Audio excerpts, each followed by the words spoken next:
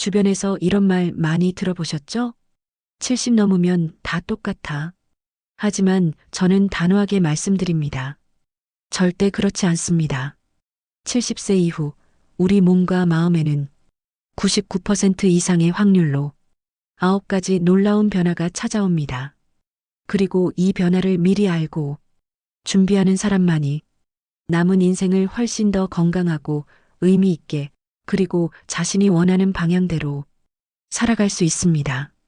오늘 이 영상에서는 과학적 근거를 바탕으로 70대 이후 찾아오는 9가지 핵심 변화와 각 변화에 대응하는 구체적인 실천 방법을 알려드리겠습니다.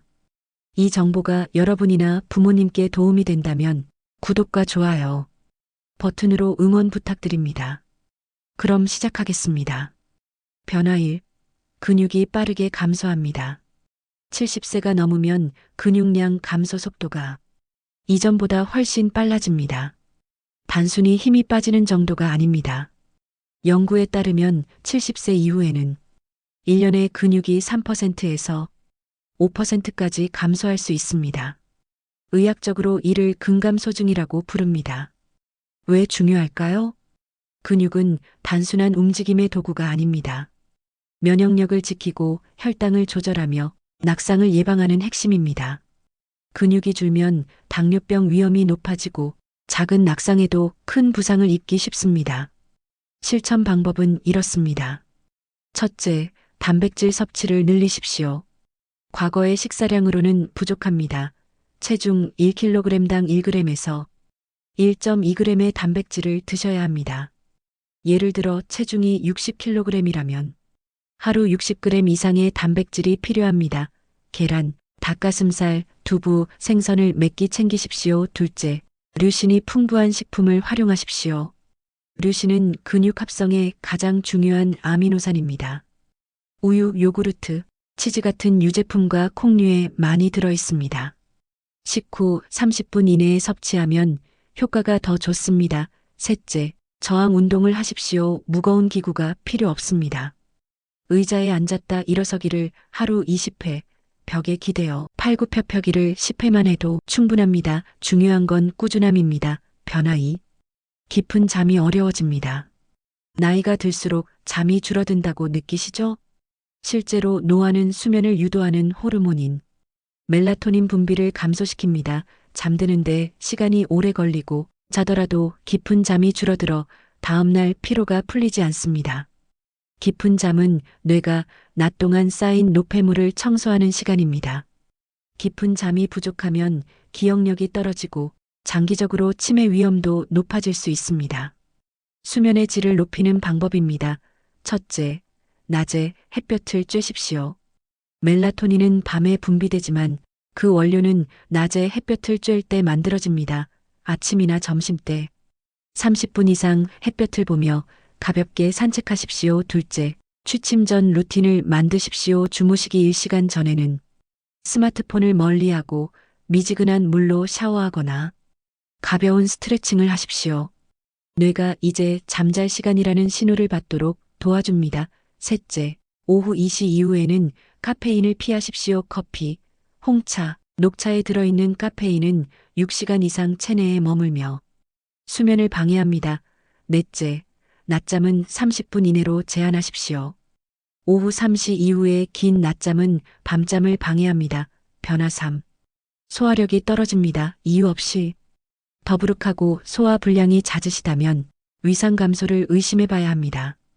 70대 이후에는 위 점막 기능이 저하되면서 위산과 소화효소 분비가 눈에 띄게 줄어듭니다. 위산은 단백질을 분해하는 첫 단계이자 음식물과 함께 들어온 세균을 살균하는 역할도 합니다.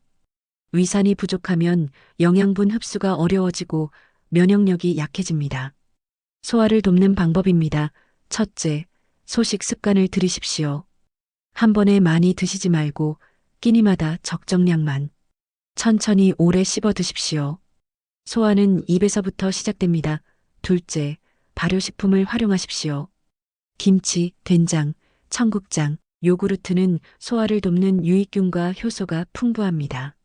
매 식사마다 작은 접시 하나씩 곁들이십시오. 셋째, 식사 전에 휴식하십시오. 긴장 상태에서는 소화가 잘 안 됩니다. 식사 전 5분간 편안하게 앉아 심호흡하는 것만으로도 위장 기능이 개선됩니다. 넷째, 식후 바로 눕지 마십시오. 최소 이 시간은 상체를 세우고 있어야 역류를 방지할 수 있습니다. 변화 4. 외로움이 건강을 위협합니다. 70대 이후 가장 경계해야 할 것은 질병 자체가 아니라 외로움입니다. 사회적 고립은 단순히 마음이 쓸쓸한 감정이 아닙니다. 과학적으로 치매, 우울증, 심혈관 질환의 위험을 3배 이상 높이는 심각한 위험 요소입니다. 하버드 의대의 80년 장기 연구 결과를 보면 행복한 노년을 결정하는 가장 중요한 요소는 재산도 명예도 아닌 좋은 관계였습니다. 고립은 만성 스트레스를 유발하며 이는 뇌염증을 촉진합니다. 외로움을 극복하는 방법입니다. 첫째, 주 1회 이상 정기적인 모임을 가지십시오. 가볍더라도 규칙적인 사회 활동을 유지하는 게 중요합니다. 동네 걷기 모임, 독서 모임, 봉사활동처럼 약속이 있는 정기 모임이 핵심입니다. 둘째, 새로운 관계에 투자하십시오. 익숙한 기존 관계 외에도 새로운 사람들과 교류하며 뇌에 자극을 주십시오. 평생 교육원이나 문화센터의 강좌를 추천합니다. 셋째, 온라인 커뮤니티도 활용하십시오. 요즘은 시니어를 위한 온라인 모임도 많습니다. 거동이 불편하더라도 관계를 이어갈 수 있습니다. 변화 5. 감정이 쉽게 흔들립니다. 나이가 들면 감정의 폭이 커지고 사소한 일에도 눈물이 나거나 화가 나곤 합니다. 이는 공감 능력이 높아지는 긍정적인 면도 있지만 동시에 감정 조절이 어려워지는 결과로 나타납니다. 뇌의 전두엽 기능이 약해지면서 감정을 억제하는 능력이 떨어지기 때문입니다. 불필요한 감정 소모는 에너지와 행복감을 갉아먹습니다. 감정을 다스리는 방법입니다. 첫째, 명상과 호흡을 실천하십시오. 하루 10분 조용히 앉아 호흡에 집중하십시오. 감정이 올라올 때 이것은 지나가는 감정일 뿐이라고 스스로에게 말하며 거리를 두십시오. 둘째, 감사 일기를 쓰십시오. 사소한 일이라도 하루에 3가지씩 감사한 일을 기록하십시오. 뇌는 부정적인 것에 더 민감하게 반응하는데 감사 일기는 이 균형을 잡아줍니다. 셋째, 감정을 표현하십시오. 억누르기보다는 신뢰할 수 있는 사람에게 털어놓는 게 좋습니다. 표현 자체가 치유입니다. 변화 6. 기억력이 변합니다. 물건 둔 곳을 깜빡하거나 약속을 잊는 단기 기억력 저하는 피하기 어렵습니다. 하지만 놀라운 사실이 있습니다. 뇌는 여전히 새로운 것을 배우고 연결하는 능력인 가소성을 유지합니다. 우리는 나이 들어도 새로운 것을 배울 수 있습니다. 중요한 것은 기억력 상실에 대한 두려움이 아니라 새로운 지식을 채우는 노력입니다. 실제로 70대에 외국어나 악기를 배우기 시작해서 성공한 사례가 많습니다. 기억력을 유지하는 방법입니다. 첫째, 끊임없이 학습하십시오. 새로운 외국어, 악기, 그림, 컴퓨터처럼 난이도가 있는 활동을 시작하십시오. 뇌가 새로운 연결망을 만들도록 자극해야 합니다. 둘째, 기록 습관을 들이십시오. 중요한 정보는 메모지나 스마트폰에 기록하십시오. 기억력을 보조하는 도구를 적극적으로 활용하는 게 현명합니다. 셋째, 규칙적인 장소에 물건을 두십시오. 안경은 항상 거실 탁자, 열쇠는 현관 선반처럼 정해진 위치를 만들면 찾는 시간이 줄어듭니다. 변화 7. 말이 느려집니다. 생각은 여전히 또렷한데 말이 느려지거나 단어가 바로 떠오르지 않아 답답함을 느끼는 시기입니다. 이는 뇌의 정보 처리 속도가 조금 느려지기 때문에 발생하는 자연스러운 현상입니다. 이런 변화는 자칫 대화 단절이나 오해를 불러일으킬 수 있습니다. 특히 바쁜 젊은 세대와 소통할 때 더욱 그렇습니다. 소통을 개선하는 방법입니다. 첫째, 천천히 말하는 것을 미덕으로 여기십시오. 속도를 늦추고 천천히 말하면 오히려 상대방에게 더 깊은 감동을 전달할 수 있습니다. 급하게 말할 필요가 없습니다. 둘째, 질문의 기술을 활용하십시오. 대화를 주도하기보다 상대방에게 질문을 던지고 경청하는 것에 집중하십시오. 이는 소통의 만족도를 높입니다.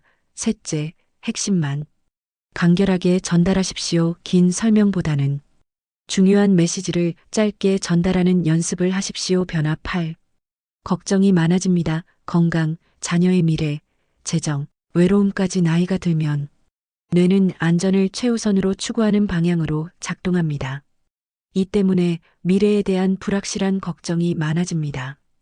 지나친 걱정은 불안장애와 우울증으로 이어질 수 있습니다. 걱정하는 시간을 줄이고 지금 통제할 수 있는 일에 집중해야 합니다. 걱정을 줄이는 방법입니다. 첫째, 걱정 시간을 정하십시오. 하루 15분 정해진 시간에만 걱정하십시오. 그 외의 시간에 걱정이 떠오르면 지금은 걱정 시간이 아니야라고 말하고 미루십시오. 둘째, 통제 가능한 영역에 집중하십시오. 자녀의 삶이나 경제 상황처럼 내가 통제할 수 없는 영역의 걱정은 내려놓으십시오. 대신 오늘 할 수 있는 운동이나 독서처럼 통제 가능한 작은 일에 집중하십시오. 셋째, 최악의 시나리오를 적어보십시오. 막연한 불안보다는 구체적으로 최악의 경우를 상상하고 대비책을 세우면 걱정이 줄어듭니다. 변화 9. 쉽게 피곤해집니다. 예전보다 쉽게 피곤해지는 것은 자연스러운 현상입니다.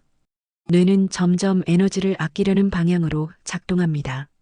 이는 모든 관계와 활동을 다 유지하기 어렵다는 신호이기도 합니다. 모든 관계에 에너지를 쏟으려다 보면 정작 중요한 일에 쓸 힘이 사라집니다. 이제는 관계도 활동도 선택과 집중이 필요한 시기입니다. 에너지를 관리하는 방법입니다. 첫째, 핵심 관계를 유지하십시오. 깊은 교류가 가능한 한두 명의 소중한 사람에게 에너지를 집중하십시오. 형식적인 관계는 부담 없이 정리하거나 거리를 두십시오. 둘째, 나만의 시간을 확보하십시오. 피로를 느끼면 죄책감 없이 혼자만의 고유한 시간을 가지십시오. 독서, 음악 감상, 정원 가꾸기처럼 혼자 충전할 시간이 필요합니다. 셋째, 우선순위를 정하십시오. 꼭 해야 하는 일과 하면 좋은 일을 구분하십시오. 중요한 일에만 에너지를 쓰고 나머지는 과감히 포기하십시오. 여러분, 지금까지 70세 이후 찾아오는 9가지 변화의 진실을 깊이 있게 살펴봤습니다. 근육 감소부터 외로움, 그리고 뇌의 새로운 성장 가능성까지 모두 중요한 내용이었습니다. 노년은 절대 피해야 할 시기가 아닙니다. 오히려 새로운 지혜와 성숙으로 채워야 할 인생 후반부의 소중한 기회입니다. 이 변화들을 회피하려고만 하지 마십시오. 함께 가는 법을 배우십시오. 이제 우리는 정리할 것과 이어갈 것을 명확히 구분할 지혜를 얻었습니다. 불필요한 걱정과 소모적인 관계는 내려놓고 소중한 사람과 건강한 몸, 새로운 학습은 계속 이어가십시오. 누군가는 70대를 삶의 황혼이라고 말했지만 저는 다시 한번 믿습니다. 이 시기는 해가 지는 황혼이 아니라 가장 따뜻하고 고요하며 아름다운 인생의 노을입니다. 오늘 배운 지혜를 통해 매일을 충만하게 채워나가시기를 진심으로 응원합니다.